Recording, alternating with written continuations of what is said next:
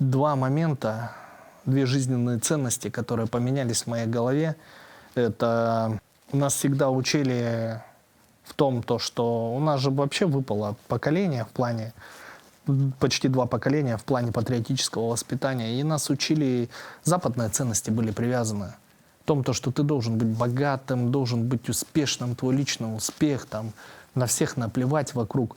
А когда я попал в армию, я понял, что всегда все решает только команда. Команда — это самое главное. Если ты любишь солдата, ты вкладываешься в солдата, ты воспитываешь солдата, ты с ними ешь с одной ложки, спишь, да, в одном окопе. Тогда солдат начинает это ценить. И у меня было даже те случаи, когда солдаты меня прикрывали ценой своей жизни. Это говорит о высоком результате твоей именно службы, твоей работы. Я считаю, это самое ценное. Если раньше были привиты ценности, да, эти в голове, то, что нужен личностный успех, и ты должен быть успешным, то ничего, кроме твоей семьи, твоей родины, твоего дома важнее быть не может, твоего близкого окружения. Ничего. Никакие деньги, никакое положение, статус, никакая власть, ничто не сравнимо с тем, когда ты приходишь домой, тебя встречает жена, либо родители, у кого там дети. И эти семейные вечера, это самая главная ценность в человеке.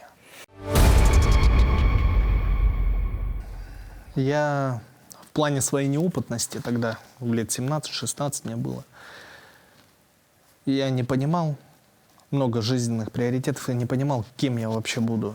И тогда, в принципе, меня завлекали очень разные сферы деятельности. Они между собой даже не перекликались. То есть очень разные сферы были. И в момент я подошел к брату, говорю: ты же был военным, тебе понравилось в армии? Он говорит: да, мне в армии понравилось, и я еще бы послужил бы там. Была бы такая возможность. Но он по состоянию здоровья тогда не мог. И я у него спросил, что такое армия, что она себя представляет. И он мне просто начал рассказывать воинский порядок, для чего служим, зачем служим. И я подумал совместить свою, так сказать, активную деятельность вместе, и научиться управлять подразделениями командирскую. Решил стать командиром.